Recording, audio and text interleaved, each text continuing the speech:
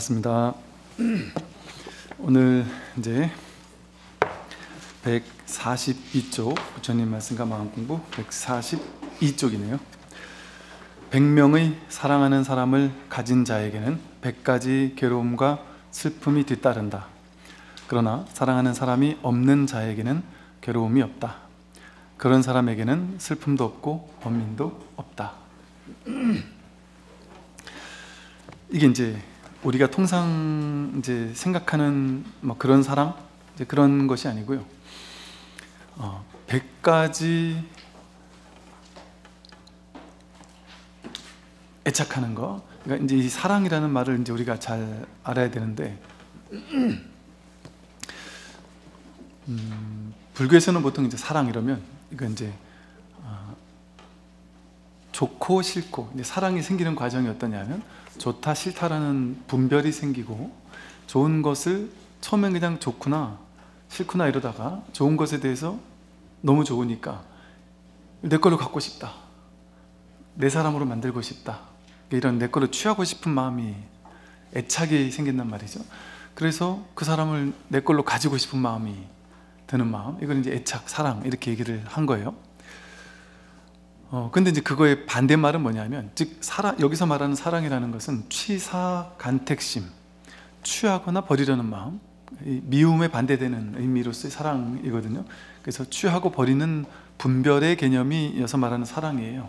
근데 불교에서 말하는 이제 진짜 자비랄까요? 진정한 사랑, 이것은 뭐냐면 동체 대비심이라 그러죠. 여기서 말한 이 사랑과 동체대비심은 이제 반대되는 개념이에요. 어찌 보면 똑같은 사랑이라는 용어를 말로 쓸 수 있다 보니까 헷갈릴 수 있지만, 일반적으로 우리가 알고 있는 사랑은, 우리가 평소에도 그렇잖아요. 일반적으로 알고 있는 사랑은 난 이 사람 사랑해. 그러면 그 반대급부로 뭐가 있느냐면, 난 이 사람은 사랑하는데 나머지 사람은 사랑하지 않아, 이런 개념이잖아요.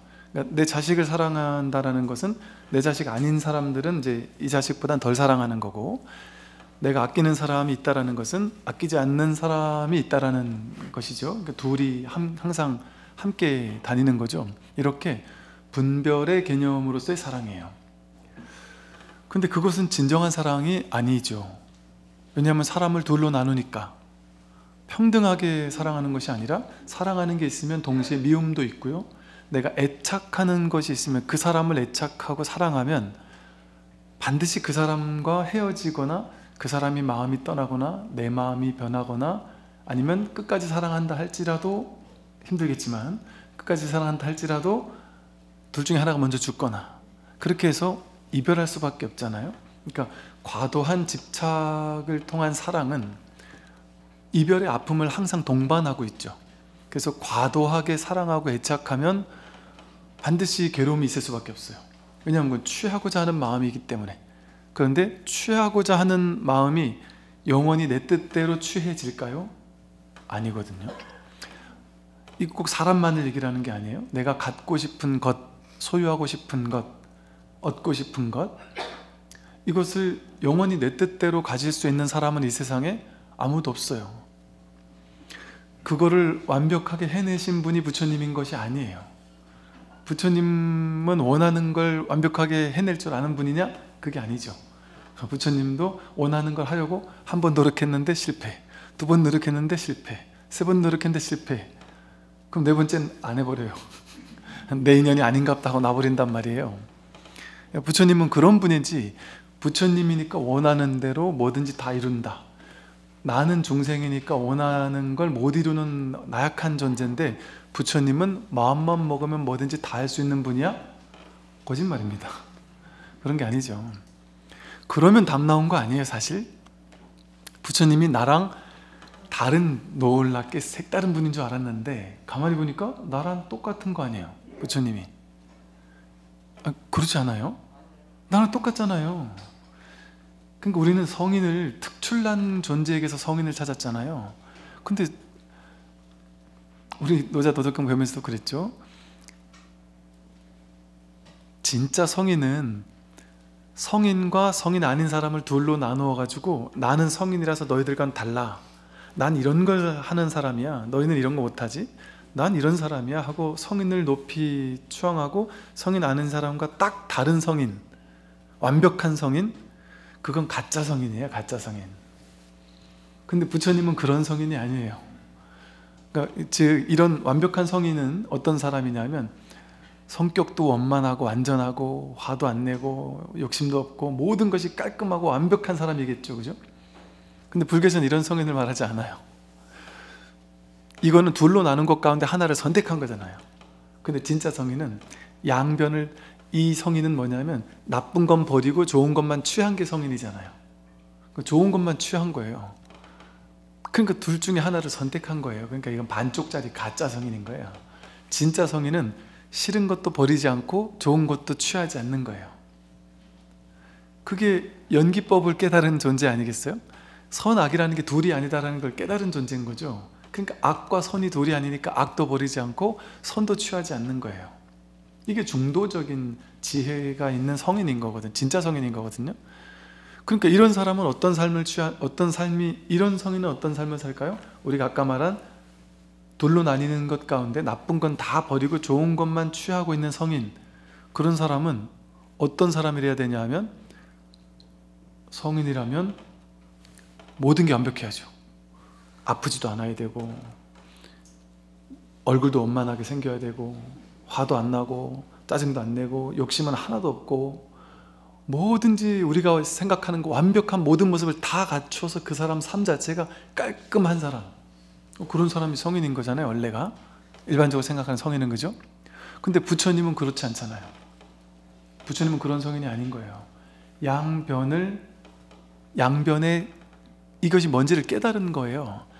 그러니까 어느 것도 취하지 않는 것이죠. 어느 것도 버리지 않는 것이고, 그러니까 삶 자체가 그런 거예요. 부처님의 삶은 교리적으로만 그렇다는 게 아니라, 그러니까 실제 부처님의 삶은 우여곡절도 있었고 힘든 일도 있었고, 부처님을 일반적으로 성인하면 모든 사람이 그 성인을 다 떠받들어야 될 텐데, 부처님을 떠받든 사람도 많았지만 떠받든 사람이 많았을까요? 욕하는 사람이 많았을까요? 욕하는 사람이 훨씬 많았죠. 그 당시. 왜? 다 불교는 신흥 종교였으니까. 쉽게 말해 그 당시는 신흥 사문 중에 한 명이었으니까. 전부 다 브라만교를 믿는 사람들이었잖아요. 그럼 전부 다 불교를 싫어하고, 그러니까 오죽했으면 외도들이 불교 모함을 어마어마하게 했어요. 부처님 엄청나게 모함을 했고요. 부처님 죽이려고도 했고, 실제 사립을 목건년이라는 상수 제자를 찔러 죽이기도 했고, 엄청난 일들이, 좋은 일 나쁜 일이 다 벌어졌단 말이에요. 부처님의 인생에서는. 그게 성인이에요. 놀랍게도 완벽하게 모든 게 좋은 일만 벌어지는 분이 성인이 아니고, 그렇게 좋은 일도 벌어지고 나쁜 일도 벌어지는 분이 성인이에요. 그 왜 그럴까요? 부처님은 나는 부처니까 이런 일만 있어야 돼, 깔끔한 일만 있어야 돼, 이걸 취하지 않아요. 나쁜 일은 일어나면 안 돼 하고 이걸 버리질 않아요. 좋은 일과 나쁜 일이 둘이 아닌 한 몸이구나라는 사실을 깨닫는 거예요. 연기법을 깨달으셨으니까. 그러니까 이게 본래 있던 거죠. 본래 있던 도란 말이에요, 이것은. 그러니까 즉 본래 있다는 게 뭐냐면, 부처님이 깨닫기 전에도 그러했고 깨달은 다음에도 그러했잖아요. 깨닫기 전에도 삶이 좋은 일 나쁜 일 반복됐을 건데, 깨닫고 난 다음에도 똑같았단 말이에요. 그런데 그러니까 겉으로 봤을 땐 똑같단 말이에요. 자기 마음이 고요한 거지. 그 모든 것을 평등하게 바라보는 지혜가 생겨난 것이지, 겉에 드러난 현실 세계까지가 막 이렇게 깔끔해진 건 아니란 말이죠. 그게 진짜 성인입니다. 그런데 다양한 사상 철학 이런 곳에서의, 그러니까 대표적으로 그래서 제가 공자를 얘기하는 거죠. 공자 같은 이런 성인들은 정명론, 이래서 올바름이라는 것의 기준은 성인이 정해야 된다. 일반인들은 그런 거 몰라. 성인만 알아. 그러니까 이런 게 올바른 거라고 성인이 딱 정해줘야 돼요. N의 예지 4단 이래서 이거 실천해라 딱 정해주고 나서, 실천 잘하는 사람은 훌륭한 사람, 칭찬받을 사람, 성인에게 칭찬받는 사람. 못 지키면 너희들은 어리석은 게 된단 말이죠. 계급이 나뉘는 거예요. 차별이 나뉜단 말이에요. 당연히 성인과 성인 아닌 사람도 당연히 차별이 있고, 그러니까 노력해야 돼요. 학습해야 되고. 그러니까 힘들단 말이에요. 우리가 애쓰고 노력해. 유의조작이란 말이죠. 그러니까 그런 성인이 진짜 성인이냐? 그렇지 않다. 그러면 이 말은 그런 성인이 되기 위해서는 여러분이 우리가 쉽지 않잖아요. 너무 힘들게 노력해야 되잖아요. 근데 여러분 상식적으로 생각해 보세요. 아무리 죽어라고 노력해도 완벽한 성인이 여러분이 될 수 있을까요? 예를 들어 죽고 사는 걸 해서 죽는 건 나쁜 거야 라는 관념이 있으면, 사는 건 좋은 거야 이런 관념이 있으면 성인은 계속 살아야죠. 죽지 말아야죠. 성인은 아프지 말아야죠. 아니, 당장 이런 얘기를 하는 사람이 있다니까요. 진짜 깨달은 도인이라면 병이 없다, 아프지 않는다, 병이 없다는, 이렇게 믿는 사람이 있다니까요. 불교 안에도 제가 옛날에 그것도 불교 공부 많이 한 사람한테 들었다니까요. 그러면서 그 사람은 도인이 아니래. 그래서 왜요? 그랬더니 병이 있잖아, 아프잖아, 약을 먹잖아, 어떻게 도인이 약을 먹을 수가 있어, 어떻게 병원을 갈 수가 있어, 이렇게 얘기를 하는 걸 보고 놀라웠어요. 이렇게 이런 생각을 하는 사람도 있구나. 깜깜한 밤에도 진짜 부처님은 하나 발달해, 지혜가 박달이잖아요. 그러니까 그걸 문자 그대로 이해한 거예요. 깜깜한 밤에도 다 보인대. 그래야 그걸 도인의 증명이라고. 이렇게 믿는 사람이 있다니까요. 그게 둘로 나누는 거예요. 근데 불교는 그렇지 않단 말이죠. 그러면 그래서 불교 공부는 의외로 너무 심플하고 쉽고 단순한 거고 아주 간단한 공부인 것이 왜 그럴까요? 여러분이 부처님이 얘기하는 이 불이법의 성인, 이것은 아까 말한 그 깔끔한 성인은 내가 가려면 한참 멀었잖아요. 거기 도달할지도 모르겠지만 도달한다 해도 나는 자신이 없어요. 죽지 않을 자신도 없고 병들지 않을 자신도 없잖아요, 사실. 그리고 우리가 여러분 톡 까놓고 나쁜 생각 하나도 안 하고 살 수 있습니까? 마음속에 뭐 번뇌망상 이런 거 없을 수 있어요. 예를 들어 우리는 그러잖아요. 성인들은 맵고 짠 거 안 먹을 거야. 근데 때때로 맵고 짠 거 땡길 수 있지 않아요? 너무 여러분 절에서, 제가 옛날에 군에 있을 때, 군법사로 있을 때 저 산에 있던 이제 도반 스님이 이제 나와가지고 저희 군법사 있다니까 놀러 왔어요. 그래서 맛있는 거 사달라 그러길래 맛있는 거 사줄게 이러고서 저는 아무 생각 없었죠. 그래가지고 그 채식 뷔페 같은 데 가서 진짜 신나게 먹으라고 하면서 막 그냥 마음껏 먹기 위해 준비했다고 하면서 나 너무 좋아할 줄 알고, 산에 있다 내려왔으니까 얼마나 좋아할까, 마음껏 먹으라고. 나중에 떠나면서 그 얘기를 하더라고요. 야, 진짜 법상 스님 내가 좀 둔한 건 알았지만 이렇게 개념이 없을 줄 몰랐다. 그래서 그랬더니 야, 내가 절에서 풀떼기만 먹고 살다가 오랜만에 내려와서 뭔가 좀 하다못해 탄산음료 같은 것도 한번 먹고 예를 들어 좀 도말은 안 하겠습니다. 근데 참 개념 없이 맨날 먹던 거 이렇게 주냐고 그렇게. 그러니까 이게 사람 몸은 인과가 그렇잖아요. 늘 담백한 거 먹으면 맵고 짠 게 땡기거든요. 그게 연기법 아니에요? 짠 거 먹으면 물이 땡기고 자연스러운 거예요. 그건 죄가 아니에요. 안 그렇습니까? 그 맵고 짠 거 먹은 게 죄입니까? 인연따라 이렇게도 먹고 싶고 저렇게도 먹고 싶은 거잖아요. 그런데 우리는 도인은 심심한 걸 먹어야 돼, 소식을 해야 돼, 잠을 조금 자야 돼, 이런 식의 이렇게 딱 정해놓잖아요. 어떻게 그렇게 정해진 것에 무유정법이라고 경전에 딱 나온단 말이에요. 정해진 게 아무것도 없다. 근데 어떻게 우리는 성인을 어떤 존재일 거라고 정해놓잖아요. 그걸 법상이라 그래요. 이 법상 말고 법에 대한 모양이란 말이죠. 깨달음에 대해서, 성인에 대해서 그 모양을 짓고 있어요. 이런 게 성인일 거야 라고 하고 있어요. 근데 그 모양이 없으면 누가 성인일까요? 지금 자기가 부처예요. 지금 우리가 말한 이 분별 중에 어리석은 중생과 성인 가운데 성인을 선택하는 그런 성인 말고 부처님 같은 성인, 그건 우리가 전부 다 지금 그 상태 아니에요? 지금 우리는 괴로움도 있고 즐거움도 있고, 성격이 좀 나빴다가 좋았다가 내 마음 따라 왔다 갔다도 하고, 그러니까 우리의 이 평범한 모습이 하나도 버릴 것이 없다. 그제 우리 토요법회에서 그 대주 해해 스님 도노이또 요문론에 글에 나오잖아요. 무위법이 무엇입니까? 모위법이 성인이 가는 길이잖아요. 무위법이 무엇입니까? 이랬더니 유위법이다 이랬단 말이에요. 유위행을 하는, 겉으로 봤을 땐 유위행을 그대로 다 한단 말이에요. 하는 거 다 한단 말이에요. 조작하는 것처럼 보인단 말이에요. 겉으로는 배고픔 밥 먹고 할 거 다 한단 말이죠. 그런데 하되 함이 없이 하는 거예요. 그래서 잔해증이라 그래요. 겉으로 봐서는 알 수 없다. 성인의 내면의 어떤 자신의 깨달은 증득한 그 경연을 겉으로 봐서는 알 수 없다. 자기 내면에서 스스로 알 뿐이지, 자기 스스로 내면에서 증득된 경지일 뿐이지, 겉으로 봤을 때 우리랑 똑같이 산단 말이에요, 성인도.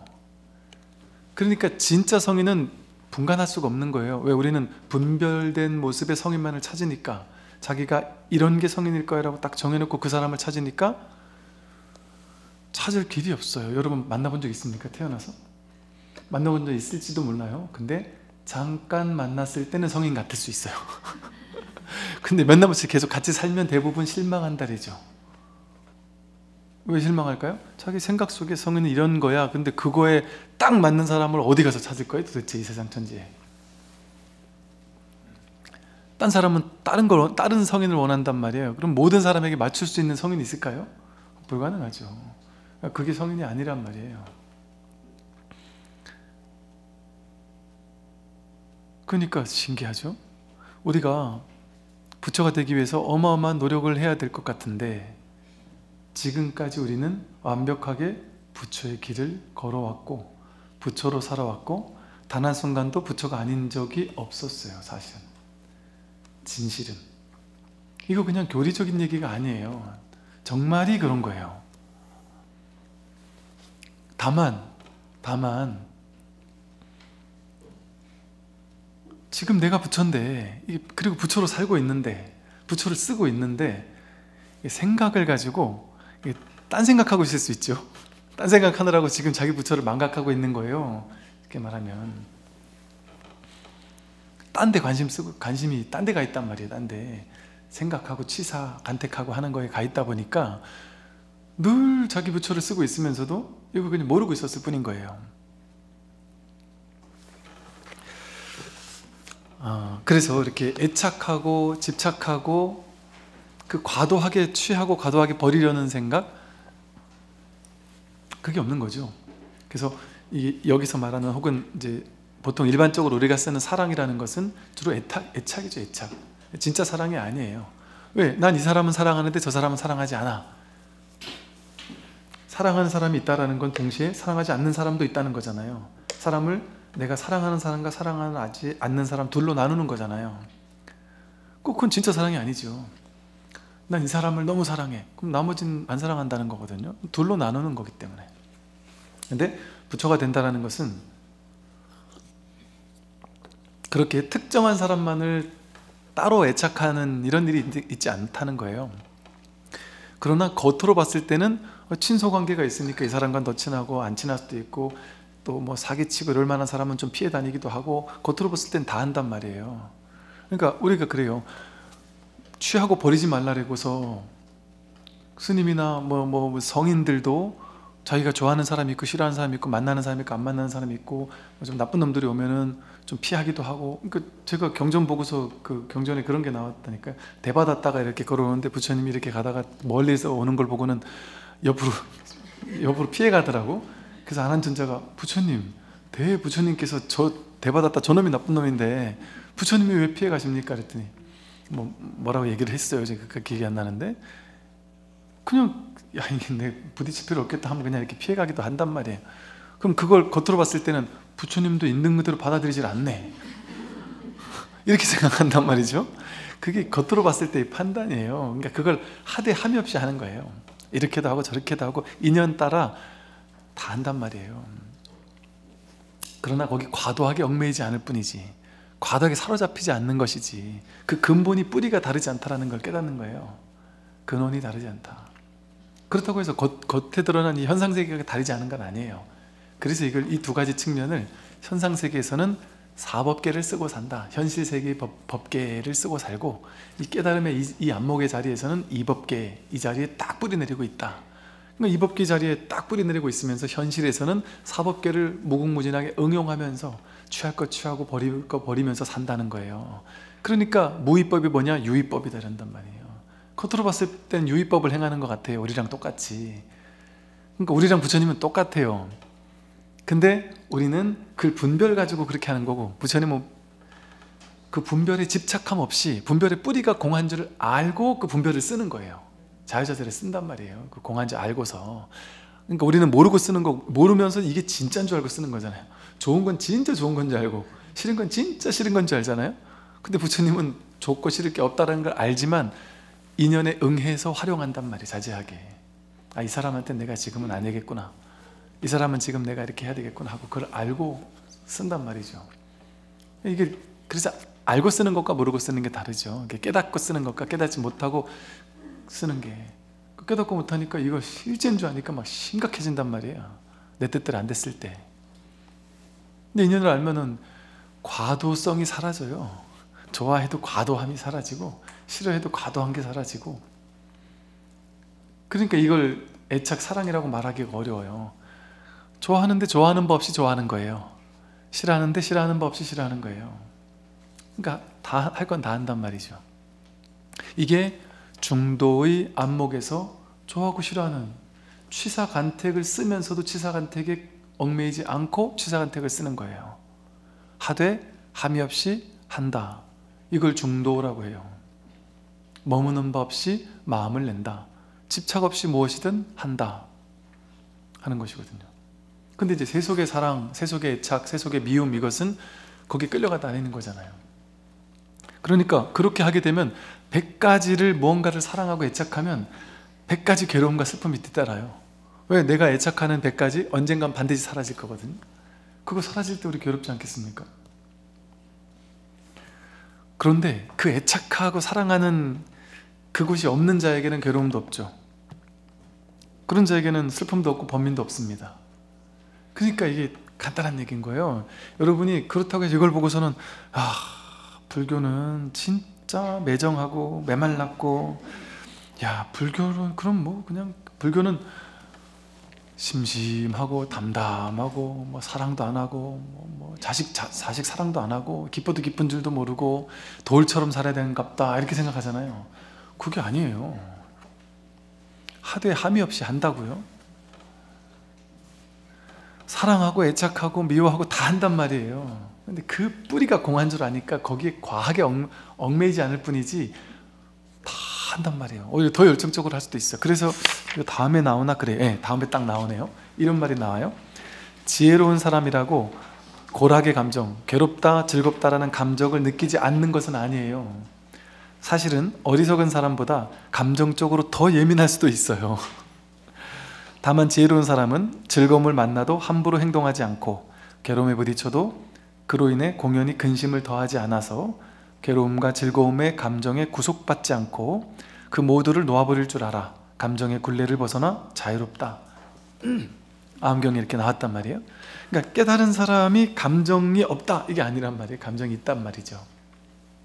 그러나 오히려 그 감정이 더 있을 수도 있다. 더 생생할 수도 있어요. 그러니까 어린아이처럼 화나면 버럭 화를 낼 수도 있어요. 너무 순진무구하게 화를 내버리는 거예요. 실제 그런 사람, 그래요. 공부를 하는 사람을 보면 오히려 남 눈치 안 보고 화낼 때 버럭 화내버려요. 근데 그 뒤끝이 없어요. 그러니까 내가 화낸 것 때문에 저 사람이 상처받은 것 같으면 또 가가지고 또 잘 달래주기도 하고 분위기 파악도 하고, 예전 같으면 눈치 보느라고 화도 못 내고 겁나서 화도 못 내고 그 뒷 생각이 없단 말이에요. 그러니까 오히려 감정적으로 즐거울 때 막 더 어린아이처럼 막 좋아하기도 한단 말이죠. 제가 그 말씀 드렸었잖아요. 제가 그때 당시는 조금 충격이었던 게, 저 윤사 스님 완전 도인 부처야 이렇게 생각하고 제가 딱 들어갔는데, 부처가 어떤 보살님이 저희 집에 참 좋은 일이 있고 해서 스님 이거는 스님 개인적으로 맛있는 거 사드세요 이러면서 현금을 100만 원을 딱 해서 이렇게 딱 드렸단 말이에요.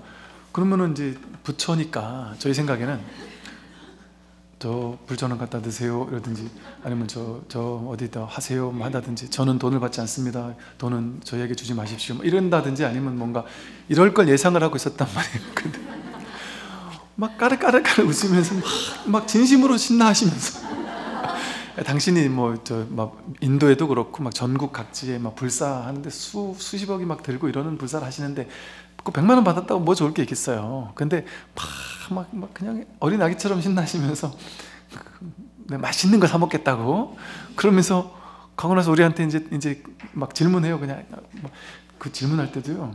제 느낌인지 몰라도 좀 이제 좀 한다 싶은 사람한테 어려운 질문 해가지고 못 맞추게 하고 아상을 꺾어주려고 그런 것 같아요.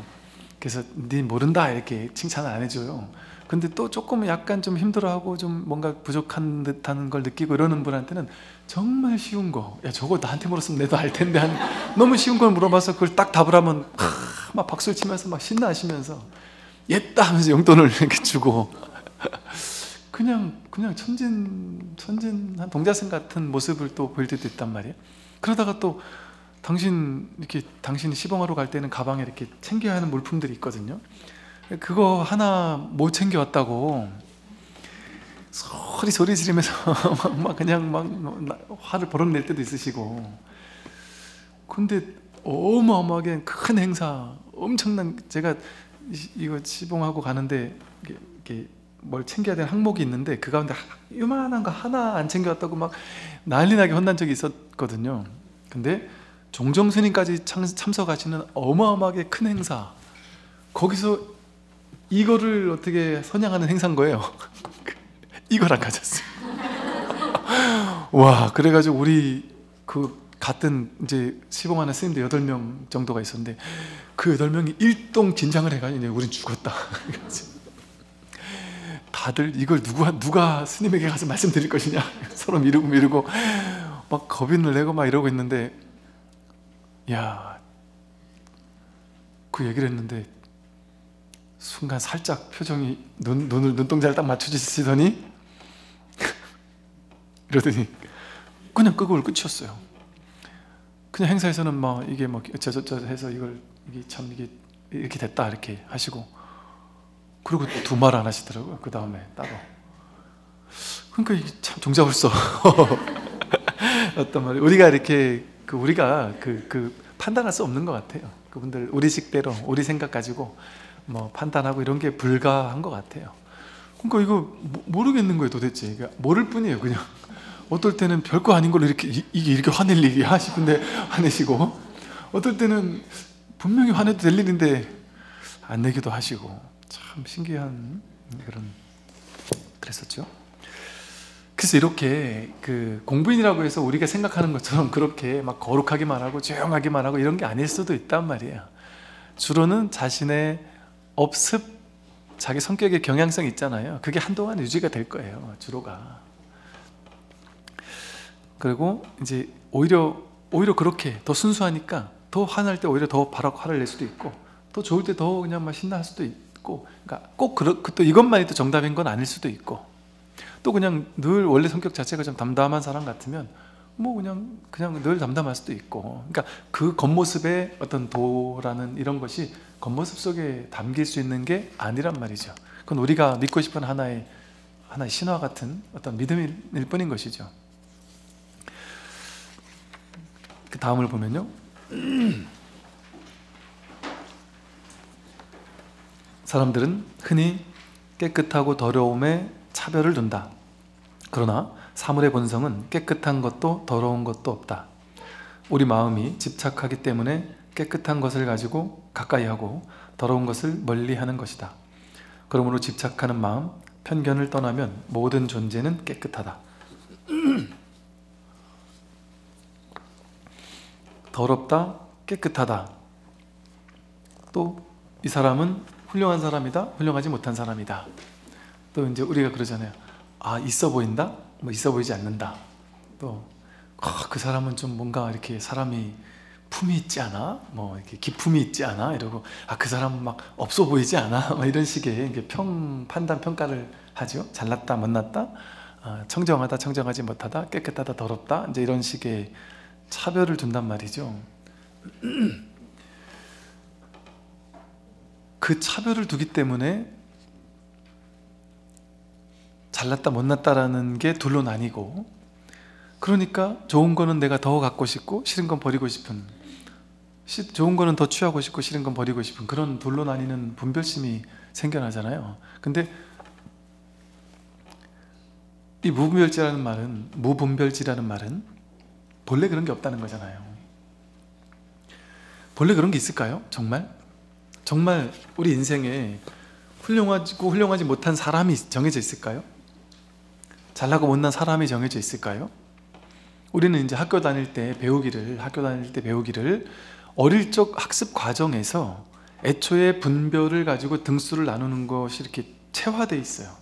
초등학교 때부터 시험을 봐가지고 시험 성적 가지고 사람의 가치를 매겨서 그것도 잔인하게 1등부터 꼴찌까지를 이렇게 딱 등수를 매기는 게 너무 익숙해져 있어요. 그러니까 요즘은 그나마 좀 덜 가르쳐 주는데 우리 때는 등수가 이렇게 딱 복도에 고지까지 돼 있기도 하잖아요. 그러니까 그걸 보고서는 나도 모르게 가치관이 형성되지 않은 어린 나이에 그걸 보고는 아, 나는 몇 등이구나, 난 우리 반에서 나의 가치는 몇 등이구나, 이걸 믿으며 살았단 말이에요. 우리는 이게 여기 아주 그냥 확인이 배겨 있어요. 그렇게 등수 나누는 거. 근데 그건 어떤 기준이었나요? 성적 기준이잖아요. 그냥 그 성적, 머리 쓰는 그 기준이잖아요. 제가 어떤 친구가 학교 다닐 때 죽도록 노력은 하는데 성적은 잘 안, 노력하는 거에 비해서 성적이 너무 안 올라서 그 똑똑한 친구였는데, 그런데 그 친구의 노력에 비해서는 너무 성적이 안 나와서 되게 막 너무 힘들어하는 친구가 있었거든요. 그리고 또 다른 친구는, 이 친구는 맨날 노는 것 같은데 얘는 매일 죽도록 공부하는데도 안 되고, 같이 붙어 다니는 친구들 중에 얘는 같이 붙어 다니는데 얘는 맨날 놀고 별 관심도 없는데 머리가 너무 똑똑해서 좀만 공부해도 성적이 너무 좋고, 그러니까 이 친구는 죽도록 공부하는데도 얘 반도 못 따라가니까 막 스트레스 받고, 그래서 자괴감에 빠져 있고 이랬었단 말이죠. 근데 지금에 와서 이렇게 살펴보면요, 이 공부 잘했던 애는 그냥 그 공부 잘하는 애들이 가는 과에 가서 그냥 전문직 거기 그냥 월급 받으면서 그냥 지금도 그냥 그러고 있어요. 근데 이제 월급 받고 살다가 뭐 누가 또 자세한 안 되겠네, 또 이때 들을 수 있으니까 뭐 조금 주춤하기도 하고 안 좋기도 하다 보니까 그냥 월급 받고 사는 거예요. 그냥 그러면서 빚도 갚으면서 그냥 그러고 살아요. 근데 이제 이 친구는 그렇게 자괴감을 느끼며 살던 친구라 머리가 나쁘다고 생각하며 살던 친구였는데, 이 친구 하는 말, 넌 도대체 왜 이렇게 잘 나가니? 뭐 하는 것마다 잘 되는 거예요. 왜 이렇게 잘 나가냐고 물어봤더니, 네 학교 다닐 땐 이렇게까지 주목받지 않았잖아. 너 맨날 막 자괴감에 빠지고 그랬잖아. 그랬더니 자기가, 그 친구 뭐라 했냐면, 나는 나의 정체성을 그렇게 못난 놈이라고 규정하고 살았다는 거야, 학교 다닐 때만 해도. 근데 사회생활 딱 나와 보니까 그때 처음 알았대요. 내가 이런 사람이었구나. 그럼 도대체 뭔데, 도대체 너가 잘하는 게 뭐야? 이랬더니, 내가 분명히 머리가 나쁜 것도 맞고 막 머리 쓰는 걸 잘 하기 귀찮아하고 머리 쓰는 걸 못한대요. 그런데 자신은 보니까, 그래서 자신은 감이 좋고 뭔가 이렇게 요즘 말로 하면 이렇게 뭐 기획력 같은 게 좋고 뭐 아이디어가 좋고, 희한하게 이런 면에서 되게 탁월하다는 걸 자기가 알았다는 거예요. 남들은 생각지 못한 걸 자기는 탁 생각해내고 그걸 추진하고, 그 감이 너무나도 놀랍게 들어맞아서 한다는 거예요. 근데 그러고 나니까 자기 그렇게 해서 돈을 많이 버니까 귀찮게 머리 쓰는 거는 그냥 사람 사서 쓰면 된다는 거예요. 머리 쓰는 일은. 그러니까 뭐 여기 맡기고 저기 맡기고 뭐 이렇게 머리 쓰는 일은 맡기고, 자기는 그런 일을 하니까 내가 잘한 일을 하니까 그냥 막 승승장구를 하는 거죠. 그 말 듣고 제가 좀 놀랐던 점이 뭐였냐면, 야, 그 기준이 틀렸던 거구나. 학교 다닐 때는 이해력과 암기력, 주로 그거잖아요. 이해력과 암기력, 그거 가지고만 하잖아요. 근데 사회 나와 보니까 이해력과 암기력은 뭐 해야 되냐면, 이런 사람들, 이렇게 아이디어 독특하고 추진력 이런 사람들이 막 해놓고 나면 이제 뒤티적거리 하면서 머리 쓰면서 뒤티적거리 하는 일을 똑똑한 사람들이 해야 되듯, 다 그렇진 않고요. 똑똑한 분들을 좀 무시하는 건 아니고, 이런 일을 할 수도 있잖아요. 이해력과 암기력이라든가 뭐 그런 것만이 전부가 아니구나. 이런 면에 특출났던 걸 왜 우리 학교 다닐 때 전혀 몰랐지? 전혀 몰랐어요. 그걸 측정하는 게 없으니까 학교에는. 그런 기준이 잘 없잖아요. 그러니까 요즘에 그걸 보고는 기업에서 이제는 성적 가지고 안 뽑죠. 오히려 창의력 면접, 뭐 2박 3일, 3박 4일 면접 보면서 독특하고 뭔가 이렇게 자기다운 어떤 게 있고 자기 색깔이 있고 뭔가 이런 거를 뽑거든요. 그런 사람 뽑거든요. 이제는 그런 것이 중요하다는 걸 아는 거죠. 그러니까 사람을 뽑는 데는 다양한 기준들이 있을 수 있구나라는 걸 아는 거죠. 그래서 지금은 그 기업에서도요, MBTI라든지 애니어그램 이런 거 쓰거든요. 제가 제 육사 있을 때도 육사 생도들한테 애니어그램을 활용을 했었어요.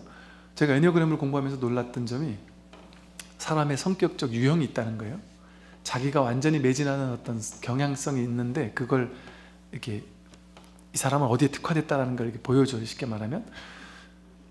그런데 그걸 보니까 1번부터 9번까지의 성격 유형이 굵직하게 있는데 회사 내가 사장이면 1번부터 9번까지가 다 필요한 거예요. 제가 지금 많이 까먹었는데 예를 들면 뭐 1번인가? 1번은 원리 원칙주의자예요. 무조건 자기 인생에 제일 중요한 건 원리 원칙이에요. 그럼 그런 사람은 회사에 인사팀장이라든지 뭐 진급 선발위원장이라든지 뭐 공정성을 기하는데 딱 넣어놓으면 되잖아요. 왜 1번 같은 경우는요, 친소관계 전혀 흔들리잖아요. 나한테 잘하고 못하고 상관없어요. 무조건 법대로. 이런 사람이 있는 거예요. 이런 사람이. 2번 같은 경우는 그런 거 아무것도 필요 없고 그냥 어떤 사람이면 무조건 퍼주는 거 좋아하고 남들한테 돕는 거 좋아하고. 그러니까 우리 아상, 에고 있잖아요. 자기 불교에서 말하는 아상, 에고가 어떻게 펼쳐지는지를, 이 사람에게 어떤 아상이 있느냐를 보여주는 9가지거든요. 1번은 나를 세상에 드러내고 싶어 하잖아요. 나란 아상을 세상에 드러내고 싶어서 인정받고 싶어 하는데 1번은 원리 원칙을 잘 지키는 걸 통해서 와, 저 사람은 법 없이도 살 사람이야, 이런 말을 너무 좋아해서 그 말이 자기를 규정하는 정체성이라고 믿고 사는 사람인 거예요. 그게 자기 정체성인 거예요. 2번은 나는 베푸는 사람인 거예요. 그래서 2번 사람들은 딴 말을 해주면 좋아하는 게 아니라 너는 어쩜 이렇게 착하니, 어쩜 이렇게 이타적이니, 이런 말을 들으면 간도 쓸게도 다 빼주는 사람. 그러니까 2번들이 연애를 하면 10일, 50일, 100일 막 다 챙겨주면서 막 갖다 막 선물해주고 막 완전 헌신적으로 막 베푸는 거죠. 근데 이것도 한두 번 베풀어야지, 계속 베푸니까 이제 베품을 받는 사람 입장에서는 늘 베푸니까 그냥 고맙단 말도 안 하고 그냥 지나가는 거죠, 나중에는. 그러면은 이게 이제 그 사람 입장에선 공짜로 베푸는 게 아닌 거예요. 2번은 나는 베푼다라는 아상이 있잖아요. 그러니까 베푸니까 넌 훌륭해라는 걸 어필을 받는 걸로 충족이 돼야 되는데 이 사람이 늘 받으니까 그냥 더 이상 칭찬을 안 하잖아요. 그럼 이게 쌓이는 거예요. 하나하나 쌓였다가 한 1년, 2년 쌓이다가 갑자기 폭발을 해가지고 우리 헤어져. 이렇게 되는 유형인 거죠. 그러면 상대방 입장에서 이해가 안 가는 거죠. 도대체 왜 저러지? 또 3번 유형은 다른 거 다 필요 없어요. 무조건 성취주의자, 성공주의자. 무조건 앞만 보고 막 탱크처럼 밀어붙이는 거예요. 어떤 뭐 어려움이 있더라도 무조건 밀어붙이는 성향. 그럼 회사를 하면 3번 있어야 되지 않아요? 이건 수단과 방법을 하지 않고 급하게 빨리 해야 되는 일이 있다 이러면 3번을 딱 갖다 쓰면 되는 일이 있을 수 있단 말이죠. 성과 위주 이런 게 필요할 때는. 또 2번 같은 사람, 이타적인 사람이 각 부서에 한두 명씩은 있어야 돼요. 그래야 부서가 좀 부드러워지고 이게 좀 돕는 사람 하나씩 있어야 윤활유처럼 이래 되는 것도 있거든요. 또 4번 같은 경우는 100% 맞을지 않을지 몰라요. 근데 4번 같은 경우는 예술가적인 독특한 사람이거든요. 독특한 걸 자기 정체성이라고 느끼는 사람이 있어요.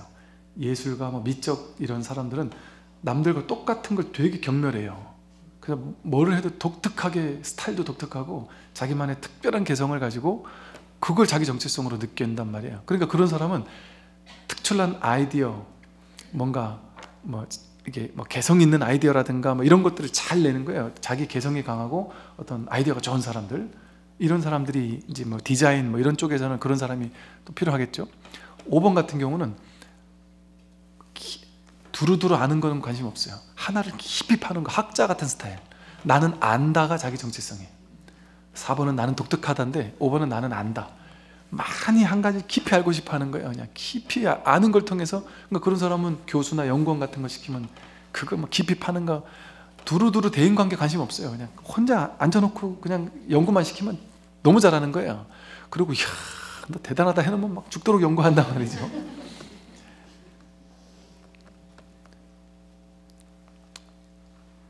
뭐 이래저래 있어요. 그렇게 해서 뭐 6번은 뭐 책임감 있고 뭐 이런 성향인 것 같고, 그리고 참모 역할이 좋은 그런 사람이고, 7번 같은 경우 좀 헷갈리는데, 7번은 나는 즐겁다는 사람이거든요. 7번은요 즐거운 게 최우선이에요. 인생에서 너무 유쾌하고 막 즐겁고 재밌는, 뭐 재밌는 거 없나 하고 두루두루 재밌다 하면 이거저거 조금씩 다 관심이 있고, 제가 우리 군에서 데리고 있던 군종병 친구가 7번이었거든요. 이 친구는 휴가를 아무 때나 안 가요. 휴가가 반드시 대형 뭐 무슨 그 뭐 축제라든지 뭐 콘서트라든지 뭐 밤새 가면서 하는 콘서트가 있대요. 뭐 술 먹으면서 하는 이런 게 있대요. 그런 거 있을 때만 휴가를 가고, 이 친구를 전역하고 나서 1년 뒤에 만났는데 못 찾았다니까요. 너무 독특하게 하고 나 특이하고 막 지가 하고 싶은 거 다 하고 그러고 사나. 엄청 즐거운, 우리 군법사 스님들 한 140, 50명 되는 사람들 중에 7번 유형이 몇 분 계시거든요. 우리 150명을 여러분 이제 강사들이 제일 깊이 하는 이 강연장이 어디냐면 공무원들 모아놓은 곳. 이게 너무 딱딱해가지고 웃질 않는데요. 너무 긴장된데 그 앞에서는 말이 안 나온다는 거예요. 그 다음에 성직자 거룩하게 그냥 이러고 있다는 거예요. 네가 뭔 얘기 하나 보자 하고. 그러니 우리 군법사 스님들 150명이 있으면 군인 공무원이면서 성직자잖아요. 강사들이 곤욕을 치르는 거예요. 와서 이거 뭐 우리가 어지간해서는 웃질 않나 보죠. 그런데 그 7번 유형의 스님이 몇 분 계셨는데, 장례 분위기, 우리 뭐 수련회 같은 거 하는데 조금 분위기를 풀어줘야 될 때가 있다. 그런데 그럴 때는 그 7번 중에 한 분을 딱 집어서 앞에가 마이크를 들게 시키면 순식간에 그 150명이 압도적으로 계속해서 웃기 시작해요. 신기하게 사람들 그렇게 막 그냥 막 폭소를 하게 만들고, 제가 전에 그랬잖아요. 논사훈련소 한번 가보고 5,000명 장병들이 이분 한마디 한마디에 열광을 하면서 막 이게 법당인지 콘서트장인지 모르겠어서 너무 재미난 거예요. 그분은 약간 외설적인 농담을 해도 이게 막 미쳐버리는 거예요. 정말 광란의 도가니가. 그래서 이게 클럽 같은 느낌이라는 거예요. 그래서 그때 저 위키백과인가 이런 곳에 논산 나이트인가 논산 클럽인가 뭐 이런 게 등재가 됐다는 거예요. 이분 때문에 이름이. 거기 절에 가면 이게 절이 아니다. 그 정도로 대단한 분이 계셨단 말이에요. 제가 거기 법회 한번 참석하고 충격을 받아가지고, 와, 이렇게 하면 장병들이 얼마나 신이 나서 불교를 공부할 수 있을까. 야, 정말 이래야 되는데 하는 느낌이 들었다니까요. 그래가지고 그거 몇 개 받아 적어가지고 우리 절에 와서 외설적인 농담했다가 분위기가 얼마나 싸하고, 그 교수님 미쳤나 하는 표정으로 다들. 그때 야, 나는 그냥 송충이 솔잎을 먹고 살아야지, 큰일 나겠구나 하는 생각을 했었다는 얘기를 몇 번 했었어요. 그러니까 그렇게 7번은 그냥 즐거운 게 좋은, 좀 아주 즐거운 유형인 거예요. 또 8번 같으면 나는 강하다 하는 사람이에요. 무조건 강해야 되는 거예요. 그래가지고 밑에 이제 약간 어깨처럼 이렇게 밑에 끌고 다니는 거 좋아하고, 내 밑에 나를 따르라 해가지고 밑에 사람들 막 따라오는 거 좋아하고, 뭔가 마음에 안 들고 이러면 막 그냥 갖다가 밀어붙이고, 심지어 우리 이런 얘기하면 되나 모르겠네. 스님 중에 지휘관한테 계급이 한참 낮은데 스님이지만 지휘관한테 뭐라 하면 안 되잖아요. 지휘관이 잘못하면 가가지고 큰 소리까지 치면서 막 소리를 버럭버럭 질러가면서 잘못하셨습니다 이럴 수 있는 사람이 이분 한 번밖에 없는 거예요. 그러니까 참모들이 힘든 거 있고 그러면은 스님한테 슬쩍 얘기하면은 스님이 가가지고 지휘관한테 막 따지고 갖다 들이받고. 근데 우리 또 그 지휘관도 훌륭하죠. 그렇게 들이받는데 이게 스님이 그러니까 그냥 막 알겠습니다 받아들여주고, 그때 받아주고, 이렇게 참 뭔가 이런 모습들이 참 이렇게 그런 콜라보가 보기 좋은 또 이런 게 있더라고요. 그렇게 또 이제 그런 유형이 있다. 그때 9번 같은 경우는 나는 평화롭다 하거든요. 평화주의자. 불편한 상황이 너무 싫은 거예요. 남들과 싸울 수가 없어요. 9번은 뭔가 불편한 상황이면 나서서 화해를 시켜요. 그러니까 9번 같은 경우는 각 부서에 한두 명씩 있어야 일단 시비가 없어요. 그러니까 이게 가만히 보면 각 유형별로 각 자기 아상이 어떻게 드러나 있느냐, 유형별로. 그래서 이 에니어그램은요, 모든 어떤 MBTI나 이런 것처럼 MMPI 이런 거는 전부 다 서양에서 만들어진 거거든요.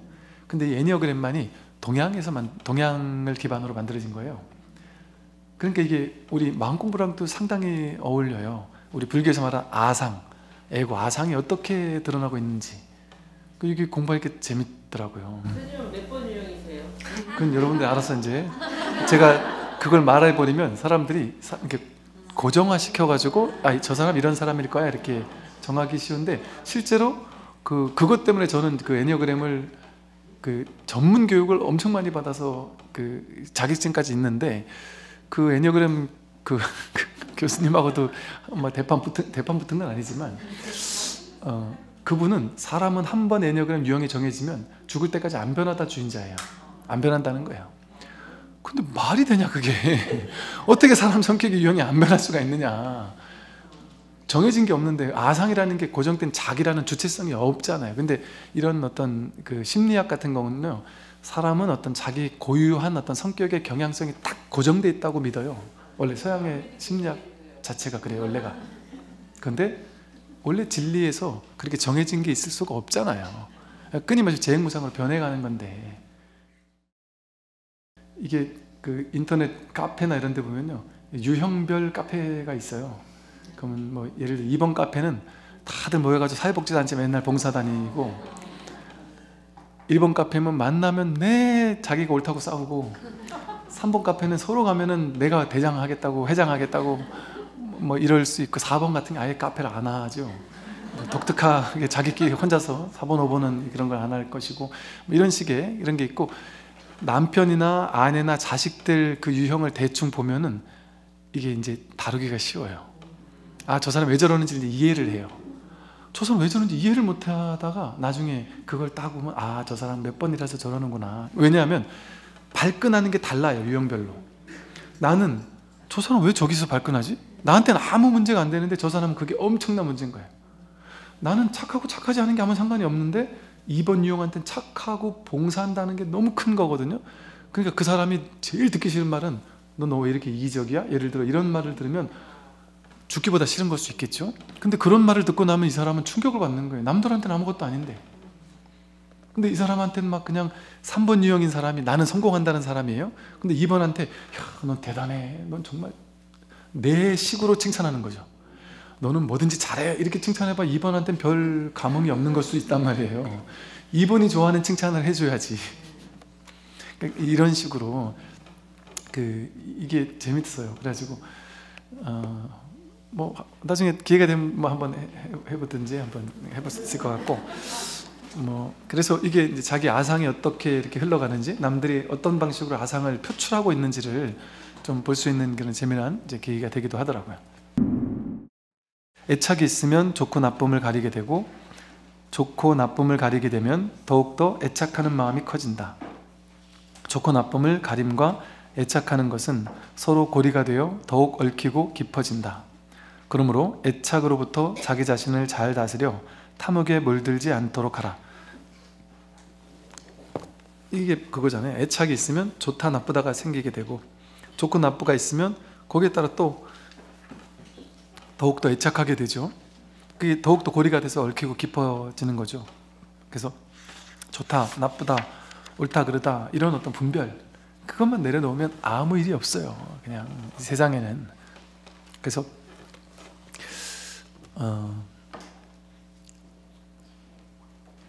지금 이 분별하지만 않으면 지금 우리가 이렇게 살고 있는 거, 지금 여러분의 삶의 모습 있잖아요. 나는 지금 이렇게 삶을 살고 있는데 남들은 다르게 사는 모습이, 원래 자기 삶의 모습보다 남들 사는 게 더 멋있어 보이거든요. 더 있어 보이고 더 괜찮아 보이고. 근데 이제 그 괜찮아 보이고 잘 사는 것 같고 저 사람은 참 부럽고, 남편들도 남의 남편은 되게 자상해 보이고 뭔가 괜찮아 보이고 막 사랑받는 것 같고 막 이러잖아요. 그러면 우리가 묻잖아요. 그 친구한테 야, 넌 부럽다. 너희 남편은 진짜 참 저런 남편하고 살면 얼마나 행복하겠니? 이렇게 물으면 항상 돌아오는 답이 똑같죠. 니도 살아봐 이러잖아요. 살아보지 않고 모르는 거 아니겠어요? 누구나 단점들이 있을 수 있단 말이죠. 그러니까 알 수 없단 말이에요. 그것처럼. 그럼 뭐 때문에 괴로우냐? 내가 남들과 비교해서 비교 분별해가지고 저 사람은 좋을 거야 라고 상상하는 내 생각 때문에 괴롭잖아요. 그러니까 실제 저 사람과 나를 비교하는 게 아니죠. 저 사람은 이럴 거야 라는 나의 생각, 그 사람에 대해서 내가 만들어 놓은 상, 그것과 또 그 상과 저 사람은 이런 사람일 거야, 저 사람은 이렇게 행복할 거야 라고 만들어 놓은 그 상을 그 사람이라고 믿으면서 그 상을 부러워하고, 누가? 나도 진짜 나를 보는 게 아니에요. 내가 만들어 놓은 나라는 상을 가지고 나라고 생각해요. 그러니까 아상이라 그러잖아요. 나라고 만드는 아상은 저 상보다는 별론 거예요. 그러니까 이게 다, 이 아상도 내 마음이잖아요. 저 사람이라는 상도 내 마음이잖아요. 그러니까 내 마음이 저 사람은 이런 삶을 살 거야, 나는 이런 삶을 사는데, 이렇게 두 개의 허상을 만들어 놓고 이 두 개를 비교하는 거예요. 그 비교가 자기 마음속의 일이잖아요, 둘 다. 실제 그 사람이 그렇게 사는지 실제 그런지를 알 수 없다니까요. 제가 만나본 사람 중에 진짜 괴로운 사람은 어떤 사람이냐면, 답이 안 나온 사람은 어떤 사람이냐면요, 막 괴로워 죽겠다고 하는 사람, 그래서 괴로우면서 해병되고 싶다고 하는 사람은 오히려 그 본인이 해결해야 되겠다는 간절함도 있고 문제가 있으니까 명확하니까 오히려 너무 괴로운 사람은 얘기해 주기가 쉬워요. 근데 진짜 좀 힘들었던 사람은 어떤 사람이냐면 아무 의욕이 없어요. 문제도 없어요. 현실에 어떤 분은 이제 남편도 아주 잘 나가고 돈도 많고 집도 좋고 뭐 본인도 훌륭하시고 성격도 좋고 자식들도 승승장 잘하고, 그 보살님이 누가 봐도 완벽한 조건을 갖춘 분이에요. 남편도 자상하고 뭐 돈도 잘 벌어오고 뭐 훌륭하고 모든 게 완벽한 보살님이었어요. 그래서 모든 사람이 전부 다 부러워하는 분이었어요. 너무 완벽했어요. 근데 실제 대화를 나눠보면 정말 완벽해요. 자식도 훌륭하고 내 자식은 속 썩인 적이 없어요. 남편 아직까지 뭐 아무런 문제가 없고 오히려 너무 고마운 사람이고 이런 분이었단 말이에요. 아무 문제가 없잖아요. 근데 이분이 어느 날 갱년기가 확 와버린 거예요. 너무 심하게 갱년기가 와버렸는데 아무 말도 도움이 안 되더라고요. 이분 아무것도 하고 싶은 게 없어요. 재미난 것도 없고 난 해볼 거 다 해봤고 지금 뭐 모든 게 완벽한 조건인데도 우울하니까 아무것도 하고 싶지 않고 재미난 게 이 세상에 아무것도 없어요. 모든 걸 다 갖추면은 행복할 것 같잖아요. 근데 뭐지? 왜 모든 걸 갖췄는데 저분은 저러실까? 그러니까 스님 저는 괴로움도 없는데요, 그냥 아무것도 하기 싫을 뿐이에요. 우울해요. 그냥 우울함이 문제잖아요. 뭐 문제긴 한데 뭐 이거 어떻게 뭐 방법도 없고 모르겠어요. 아무 말도 도움이 안 돼요. 어떤 얘기도 도움이 안 돼요. 법문을 듣고 싶지 않아요. 뭐를 취미 활동, 스님 그런 말 하지 마세요. 갱년기 안 와봐서 그러세요. 취미 활동 같은 거 쳐다도 보기 싫어요. 친구를 만나 수다라도 그런 것도 싫어요. 다 정말 모든 조건이 완벽한데 다 싫다고 하는 사람도 있다니까요. 그럼 본인이 그러고 계시니까 뭔가 어떻게 하기가 이게 쉽지가 않더란 말이죠. 그럴 수도 있어요. 그러니까 주변에 어떤 완벽한 조건을 갖춘다고 그게 무조건 행복할 거라는 건 우리 착각이에요. 오히려 그런 사람이 더 힘들 수도 있어요. 그렇지 않을까요? 제가 전에 그 말씀 드렸잖아요. 어떤 보살님이 이렇게 다른 집에 이렇게 청소해 주는 걸로 이렇게 해가지고 들어갔대요. 본인은 돈도 없고 가난하고 남들 집에 청소해 주는 사람이잖아요. 근데 마침 어느 때인가 어마어마한 부잣집, 어마어마하게 막 사모님하고 거사님 두 분이 막 이름대 말만한 유명한 집이었대요. 엄청나게 잘 나가는 집이었다. 자식들도 막 아주 좋은 직업을 다 가지고 있고 막 엄청 잘 나가는 한 달 왔다 갔다 하면서 처음에 갔을 때 한 일주일을 너무 부러워가지고 이런 집이 이 세상에 영화에서만 보는 게 있구나, 실제 있구나. 너무 부러웠대요. 집에 해놓은 것도 너무 잘 해놓고 너무 완벽한 집이라는 거예요. 그래서 너무 부럽고 이거는 이제는 부러움의 대상조차 아니구나, 나랑은 완전히 다른 세상 사람들이구나 이랬다는 거죠. 근데 이분이 한두 달 있다가 그 집 사모님이 이 보살님을 보고는 약간 스승님처럼 모시기 시작하더래요. 보살님은 도대체 아무것도 이렇게 말하자면 아무것도 가진 것도 없고 아무것도 이러는데 어째 부사님은 이렇게 그냥 항상 이렇게 항상 밝고 늘 여유하고 그냥 늘 즐거우시고 아무 문제가 왜 이렇게 문제가 없죠? 그게 너무 이상하더래요. 그래서 뭐 세상 뭐 별 거 있겠어요 하면서 그냥 자기 하고 싶은 말 그냥 한두 마디 이렇게 해줬더니 그분 딴에 이 보살님이 되게 범상치 않게 느껴졌나 봐요. 약간 성자가 된 청수부 비슷하게 본 것 같아요. 그러니까 이 아줌마 뭘까? 이러다가 이제 나중에 이게 막 의지가 되니까 이분한테 얘기를 막 하는데 속이 골마 터져 있더라는 거예요. 남편하고는 지금 벌써 뭐 안 좋은 지가 오래됐고 우리는 이혼조차 쉽지 않고 이거 이혼을 하려고 해도 지금 사회적인 지탄을 받는 것과 재산을 도대체 어떻게 분할할 건가 뭐 자식들은 어떻게 할 건가의 문제 뭐 자식들도 지금 하여간 꼬여있는 게 한두 가지가 막 괴로워 죽겠다라는 거죠. 그러니까 속은 다 타들어가 있더라는 얘기를 뒤늦게 하더라는 거예요. 그럼 보세요. 조건은 이분들이 완벽한데 훨씬 더 괴로운 거죠. 그러니까 보세요. 우리는 자기 상을 가지고 자기 생각을 가지고 타인들은 이럴 거야. 그리고 이상적인 그림을 그리잖아요. 우리는 겉으로 본 것만 보니까 우리가 같이 살아보지 않았으니까 그 사람의 보여주고 싶은 것만 우린 보잖아요. 사람들은 남들에게 보여주고 싶은 것만 보여주잖아요. 모든 걸 다 보여주지 않잖아요. 또 사진도 잘 나온 사진만 보여주고 뭐 SNS에도 좋은 데가 안 되면 올리지 자기 힘든 거 막 부부싸움 하는 거 찍어 올리는 사람 있습니까? 없잖아요. 화장 지운 거 찍어 올리고 그러지 않잖아요. 풀 세팅하고 완벽한 상황에서 이렇게 탁 행복한 모습을 이렇게 탁 찍어 올린단 말이에요. 그러니까 그 장면들만 우리는 보잖아요. 세상을 만날 때. 그러니까 이렇게 치장된 모습, 거짓으로 이렇게 꾸며진 모습, 사람들이 보여주고 싶어 하는 거, 나 이런 사람이 하고 이렇게 드러내고 싶은 그거를 본단 말이에요. 그러니까 우리는 그런 것들을 보니까 남들은 다 이러고 사는구나, 나만 이렇게 찌질하게 사는구나 그러잖아요. 제가 무수히 많은 5만 사람을 다 만나보니까 다 찌질하게 살아요. 저부터 포함해서 모든 사람이 찌질한다는 게 나쁜 의미의 찌질함이 아니에요. 그게 아름다움인 거예요. 울고 웃는 찌질함. 아니, 괴로울 때 울고 서글플 때 서글퍼 할 줄 알고 다 그러고 사는 거예요. 막 완벽한 사람이 정말 없더라고요. 그러니까 조건이 완벽하다고 절대 완벽하지 않더라고요.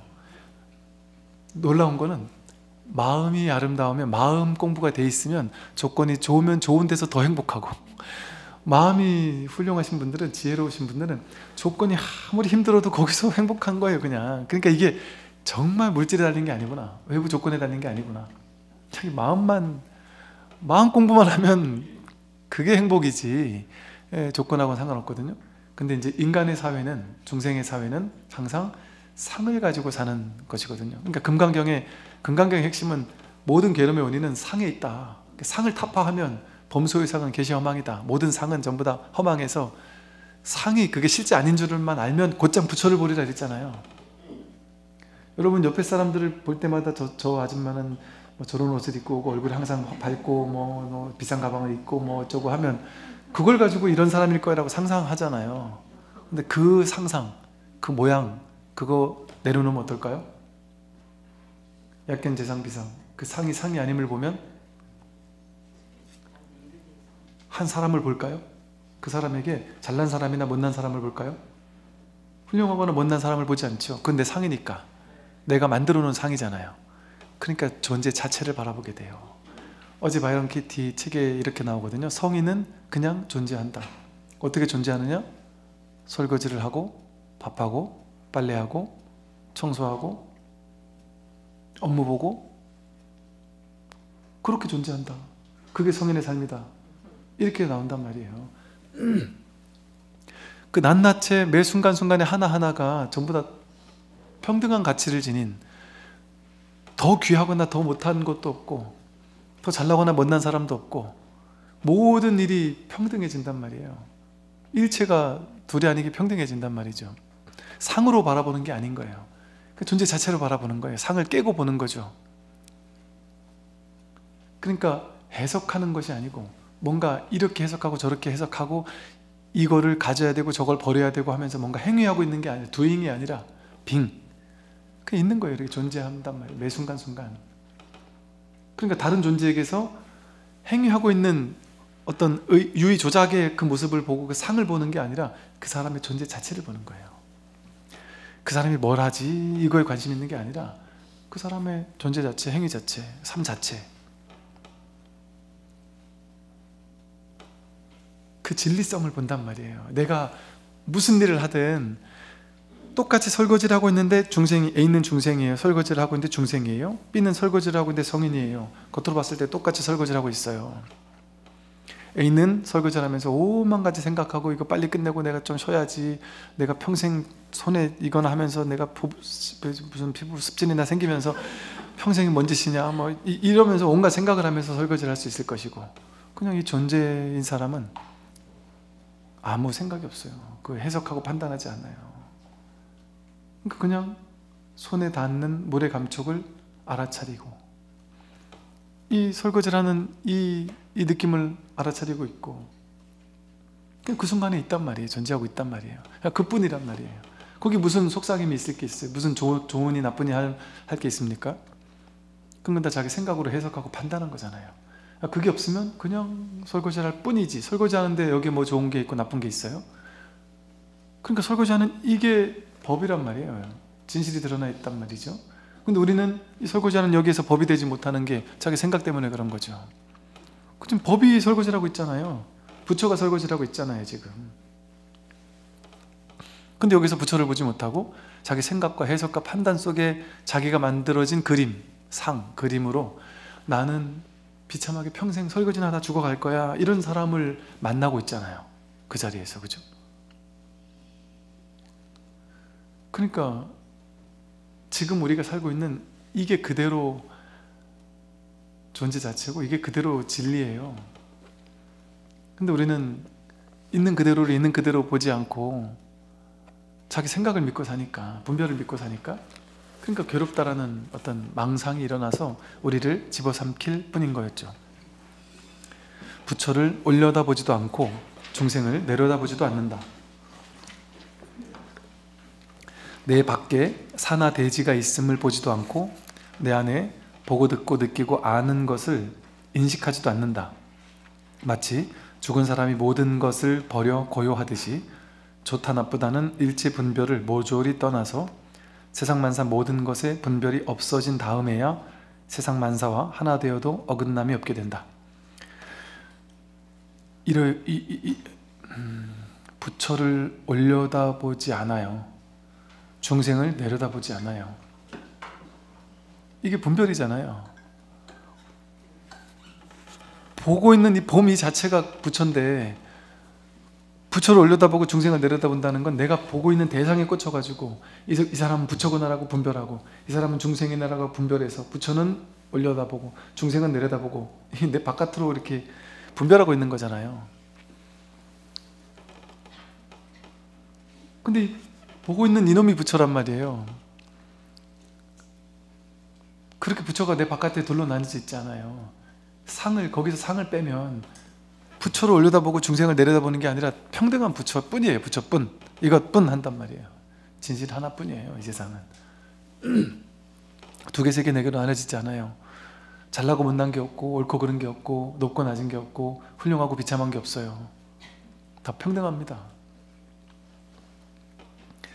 그러니 당연히 이렇게 올려다보거나 내려다볼 일이 없어요. 그냥 있는 그대로 볼 뿐이란 말이죠.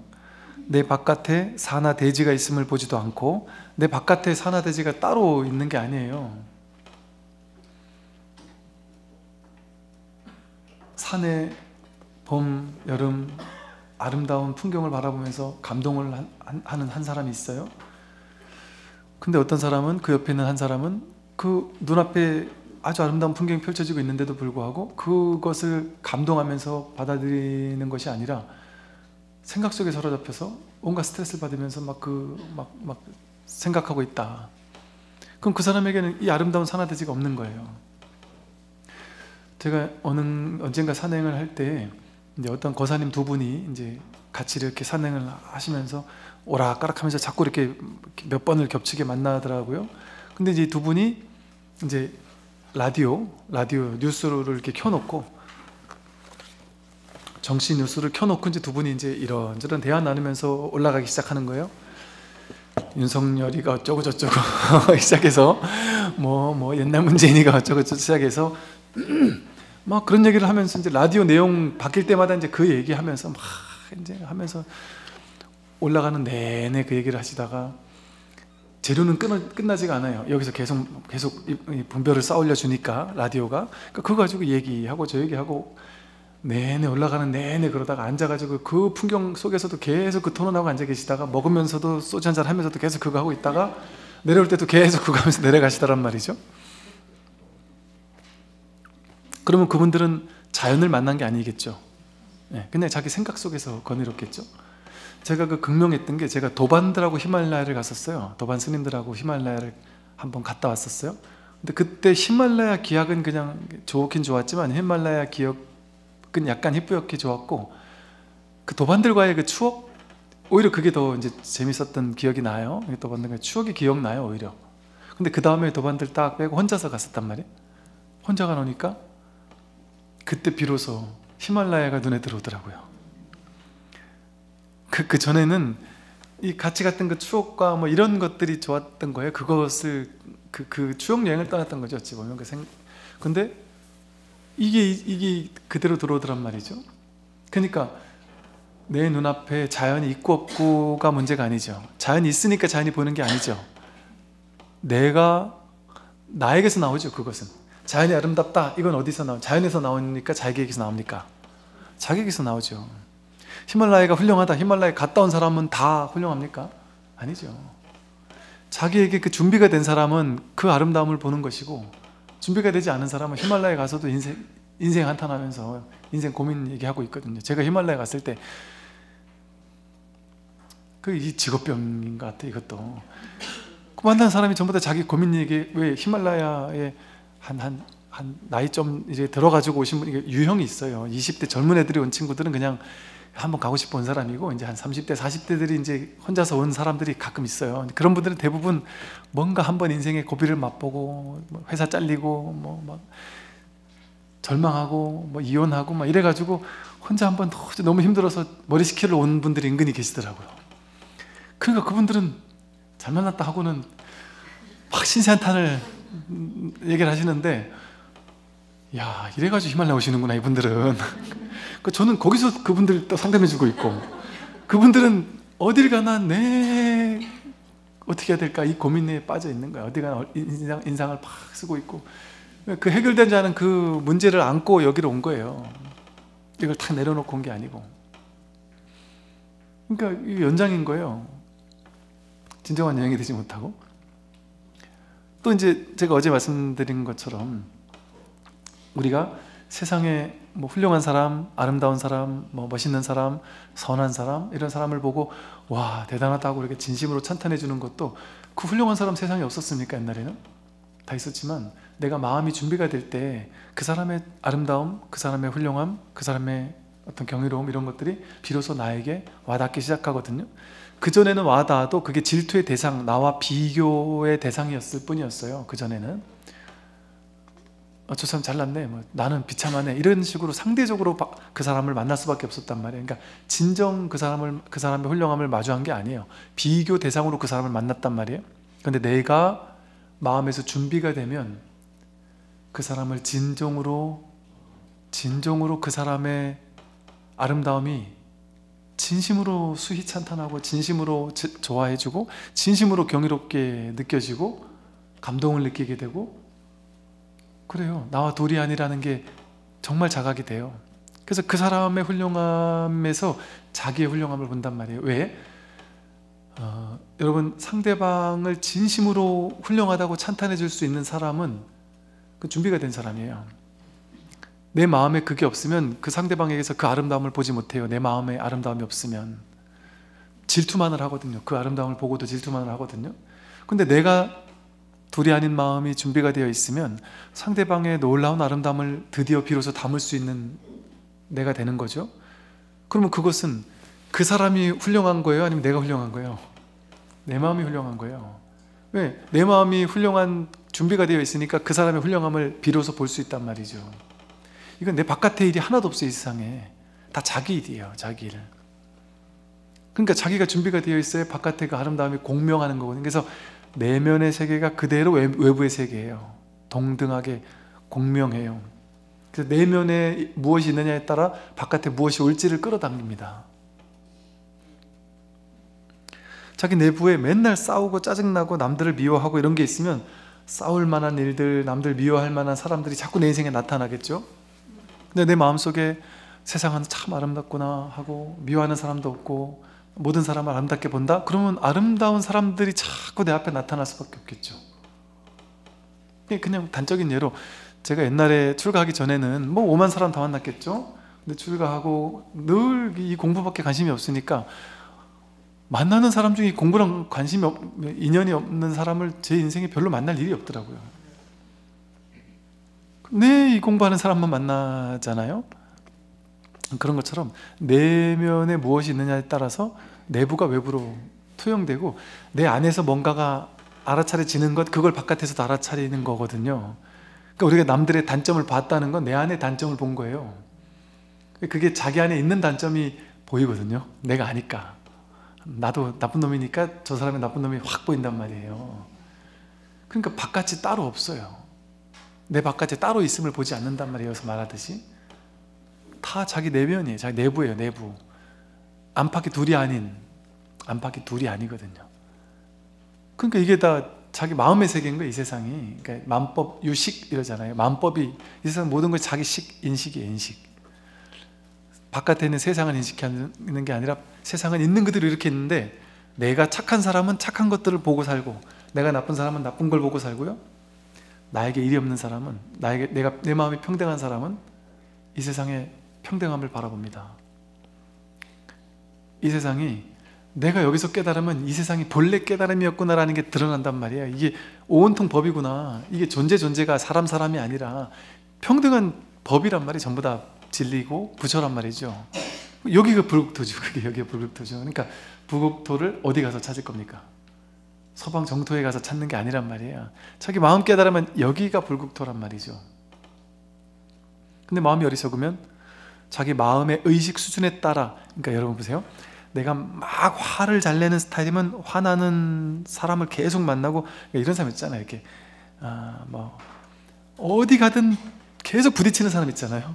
그 사람은 희한하게 직업을 바꿔도 거기 가서 부딪히고 이 사람하고 부딪히고 저 사람하고 부딪히고 하다못해 식당 주인하고도 부딪히고 뭐 모든 사람하고 다 부딪히는 사람이 있어요. 그 사람의 삶이 아수라지옥인 거예요. 싸우며 살잖아요. 그리고 그 사람의 마음은 아수라에 싸우는 거에 특화되어 있으니까 그런 세상을 만나는 거예요. 어디 가도 계속 그런 세상을 만나는 거예요. 그러니까 그게 윤회거든요. 근데 내 마음이 그 싸우는 마음이 잦아들었다 없다. 근데 내 마음에 예를 들어 뭐 욕심에 막 가득하다. 그러면 욕심의 세계가 연기된단 말이죠. 자기에게. 왜냐하면 이 세상은 아무것도 아니거든요. 있는 것도 아니고 없는 것도 아니고 고정되어 있는 게 하나도 없어요. 제가 아까도 그 애니어그램이 고정될 수 없다고 하는 게 고정된 사람도 하나도 없고 고정된 세계가 하나도 없어요. 근데 자기 마음이 고정되어 있으니까 탐심이든 분별심이든 이건 옳다 저건 틀리다 이건 가치가 있고 저건 가치 없어 하고 선악하고 자기가 그걸 고정해서 만들어 놨잖아요. 본래 선악이 어디 있습니까? 본래 가치 있고 없는 게 어디 있어요? 대평등의 평등한 가치밖에 없는데 자기 안에는 있잖아요. 분별이 있잖아요. 그러니까 분별된 세상을 자기가 투사하는 거예요. 세상으로. 그러니까 이 세상은 자기 마음의 투사예요. 100%. 그러니까 내 마음에 그것이 있을 때 바깥에서도 그게 보이는 거예요.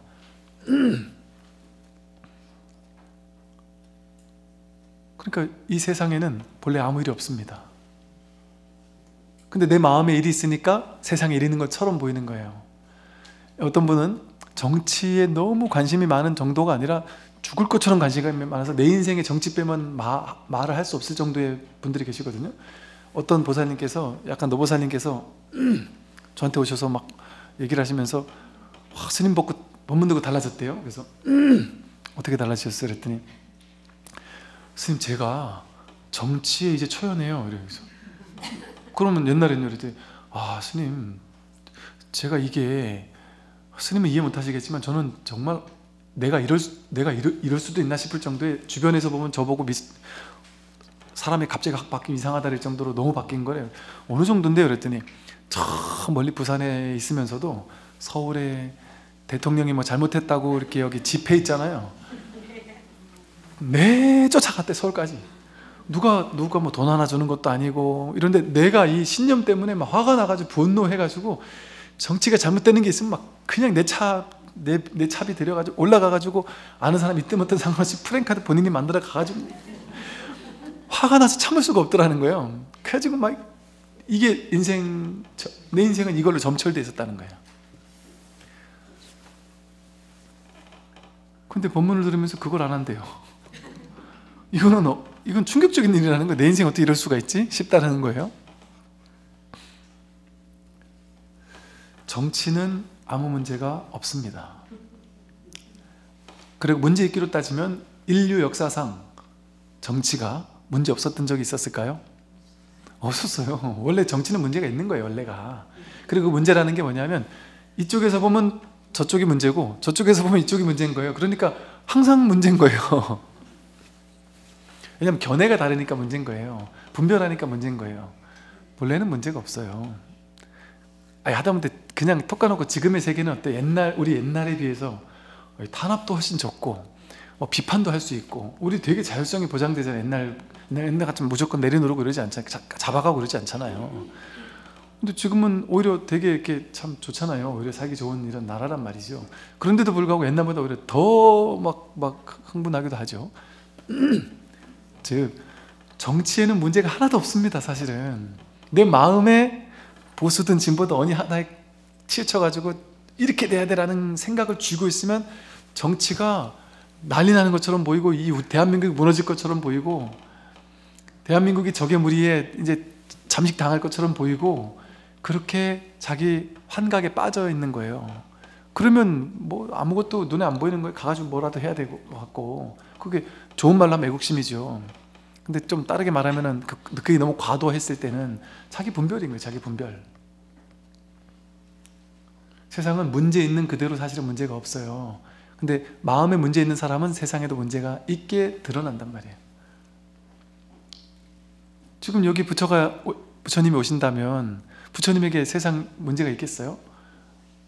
아무 문제, 정멸이라니까. 정멸. 내 마음이 정멸이니까 세상이 정멸이에요. 그러면 정멸이라고 해서 부처님에게만 세상이 정멸인데 세상은 이렇게 돌아간다 이러면 부처님이 거기 개입을 안 할까요? 부처님도 투표권이 있으니까 가투표하실 거예요. 당신의 소중한 한 표를 행사하실 거예요. 즉 분별한단 말이에요. 그리고 의견을 물으면 뭐 나름대로 또 이렇게도 판단하고 저렇게도 판단하고, 이런 사건에서는 이렇게 말할 수도 있을 거란 말이죠. 그러니까 판단 분별할 거 다 하면서 거기 사로잡히지 않는단 말이에요. 어떤 한 가지만을 과도하게 고집하고 집착하지 않는단 말이죠. 그러니까 하되 함이 없이 하는 것이죠. 이처럼 자기 마음이 탁 고요해지면 세상이 문득 고요해집니다. 세상에 일이 없어져요. 그러니까 이 사실을 자각하기가 쉽지가 않아요. 우리는 왜 다 내 바깥에 어떤 일이 있다고 생각하니까. 남편에게 문제가 있다, 자식에게 문제가 있다, 아내에게 문제가 있다, 부모님에게 문제가 있다, 사회에 문제가 있다, 옆집에 문제가 있다, 이런 식으로 바깥을 문제로 탓으로 돌리거든요. 사실은 그것이 자기 마음의 문제예요. 아닌 것 같겠지만 마음의 문제, 마음에서 문제를 만들어내는 거예요. 근데 시간은 좀 걸리겠지만, 왜? 업이니까. 업습을 단박에 줘보게 안 되잖아요. 그러니까 현실은 내 마음이 확 바뀌고 나면 현실은 단박에 바뀌지는 않지만 마음이 훅 고요해지잖아요. 마음에서 업이 탁 내려놔지고 마음이 고요해지고 나면 이제 시간차를 두고 현실도 차차 정리가 된단 말이죠. 고요하게. 여기서는 문득 고요해질 수 있었지만 겉으로 드러나는 현실은, 마음에서는 고요하지만 현실이 여전히 시끄러울 수도 있어요. 그러나 아마도 현실도 아울러 같이 조금은 고요해질 확률이 높을 거예요. 근데 이제 현실은 어쨌든 업이 드러나는 거니까 100% 고요해질 수는 없어요. 그게 이제 문제가 안 되는 거지. 부처님처럼 더 이상 문제가 안 되고 있는 것일 뿐이지. 이처럼 내 밖에 산화대지가 있음을 보지 않아요. 내 바깥에 뭐가 따로 있지 않아요. 다 자기 마음이 드러난 것이지. 내 안에 보고 듣고 느끼고 아는 것은 인식하지도 않는다. 내 안에 보고 듣고 느끼고 아는 내가 따로 있다고 느끼잖아요. 분별심, 그 분별심이 나라고 느낀단 말이에요.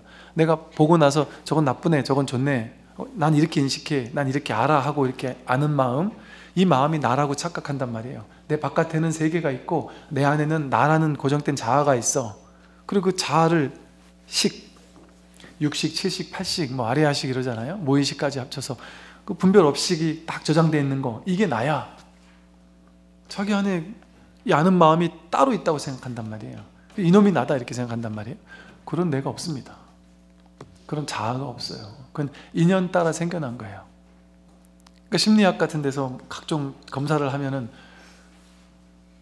지금 그 사람의 상태를 알려주는 거지, 그 사람이 영원 불변하는 고정된 성격적 경향을 절대 고정돼서 바뀌지 않는다 이렇게 할 수 없단 말이에요. 그런데 서양적 사고방식 자체가 기계론적 사고방식이고, 또 옳고 그름의 사고방식, 둘로 나눈 이분법적 사고방식이고, 또 신과 인간 이렇게 둘로 나누고, 또 자연과 인간 둘로 나누어서 인간은 자연을 뭐 통제하고 뭐 이런 식으로 둘로 나누는 것이 철학에도 바탕에 깔려 있어요. 원래가 서양 종교 서양 철학 자체가. 그러니까 그렇게 바라볼 수밖에 없는 거죠. 근데 이 동양의 가르침, 부처님의 가르침은 그렇게 둘로 나눌 수가 없기 때문에 그걸 둘로 나누어 보지 않는단 말이죠. 마치 죽은 사람이 모든 것을 버려 고요하듯이 좋다 나쁘다는 일체 분별을 모조리 떠나서 세상 만사 모든 것이 분별이 없어진 다음에야 세상 만사와 하나 되어도 어긋남이 없게 된다. 세상 만사와 내가 하나 되어야 하는 것이 아니라 분별만 없으면 본래 하나입니다.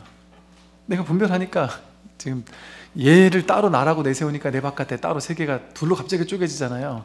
얘가 내가 아닌데 얘를 나라고 고집해 놓으니까 내 바깥은 상대야 이렇게 둘로 나뉘는 분별이 시작되잖아요. 얘가 나야라는 그게 한 생각이잖아요. 분별심이잖아요. 이게 나다라 한 생각, 분별심이 없으면 뭐가 날까요? 여러분 없습니까? 얘가 내가 아닌데 얘가 내가 아니면 뭐가 나겠어요? 몰라요. 근데 내가 없진 않잖아요. 없진 않죠. 어떻게 알아요? 있는지 없는지 어떻게 알아요? 이거 다 듣고 있잖아요. 듣는 놈 있네요. 그죠? 그 듣는 놈이 있잖아요. 어쨌든 자기가 있잖아요. 듣고 있는 자기가 있잖아요. 그 자기가 있단 말이에요. 근데 그게 몸이 아니란 말이에요. 몸인 줄 알았는데, 귀가 듣는 줄 알았는데 귀가 듣는 게 아니잖아요. 신기하게도. 귀가 있지만 못 듣는 것도 얼마나 많아요. 마음이 딴 생각하고 있으면 소리가 들려도 못 듣거든요.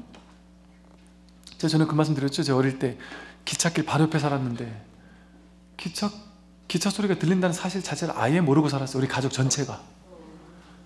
왜 원래 기차는 한 7분, 8분, 10분에 한 번씩 늘 왔다 갔다 하는 게 기차고, 세상은 원래 그런 곳인 줄 알았어요. 어릴 때부터 그거 살았으니까 원래 세상은 이런 곳이고 기차가 가는 건 지극한 정상인 줄 알았어요. 그러다 제가 초등학교 고학년 한 5, 6학년 됐는데 친척이 와가지고 우리 집에서 하룻밤 자고 가면서 그 다음날 난리가 난 거예요. 일어나가지고 어떻게 여기서 잘 수가 있느냐 이러면서 한숨도 못 잤다고 막 난리를 치는 거예요. 그래서 우리 가족들이 쟤 진짜 예민하다. 쟤 어떻게 저렇게 예민한 애가 다 있지? 뭔 소리가 들린다. 우리 집은 아무 소리도 없어. 우리 집은 아무 소리도 없어. 이랬더니 그 경악을 금치 못한다는 표정으로 우리 가족 모두가 아무 소리도 안 들린다니까. 진짜 다 푹 잤단 말이에요. 다 푹 잤죠. 그러니까 충격을 받더라고요. 이상한 가족들이다. 잠을 잘 수가 없대요. 이게 기차가 지나가면 소리만 나는 게 아니라 이게 집이 이렇게 흔들린대요. 놀이공원 온 것 같대요. 그래서 그 친척이 오지나 말지. 그 친척이 왔다 간 다음으로 갑자기 우리 가족들이 스트레스 받기 시작했어요. 그때부터 갑자기 기차 소리가 들리기 시작하는 거예요. 그 전까지 아무 문제가 없었는데.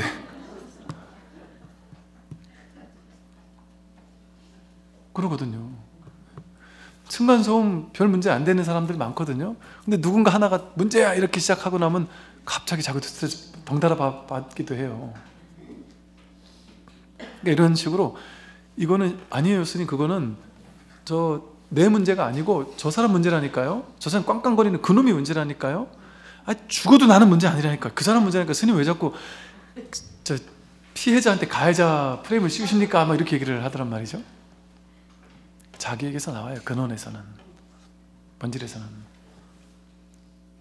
근데 우리는 너무나도 익숙하게 세상이 따로 있고 내가 따로 있다는 걸 기정사실하고 살다 보니까 나를 괴롭히는 세상이 따로 있다고 느끼는 거예요. 나를 괴롭히는 세상이라는 건 없습니다. 다 자기가 자기를 괴롭히는 거예요. 세상은 전부 다 진짜 세상이 아니라 세상에 대한 나의 해석이에요. 세상에 대한 나의 그림 그려놓은 상이에요, 상. 그러니까 세상을 나를 괴롭히지 않고 내가 만든 상이 나를 괴롭히는 거예요. 자기가 자기를 괴롭히는 거죠. 그걸 전문용어로, 유식학 용어로 견분, 상분이 견분이 상분을 본다 이래요. 견분이 자기의 보는 부분이고 상분이 이 모양이거든요. 내가 세상을 보는 게 아니라 자기가 자기를 보는 거란 말이죠. 그러니 이 세상만사의 모든 일체 분별을 떠난다면 그대로 세상만사와 하나 되어 있는 거예요. 어긋남이 없어요. 그냥 틈없이 하나가 돼버리는 거예요. 본래 하나였단 말이죠. 여기까지 말씀드리겠습니다. 참여하십시오.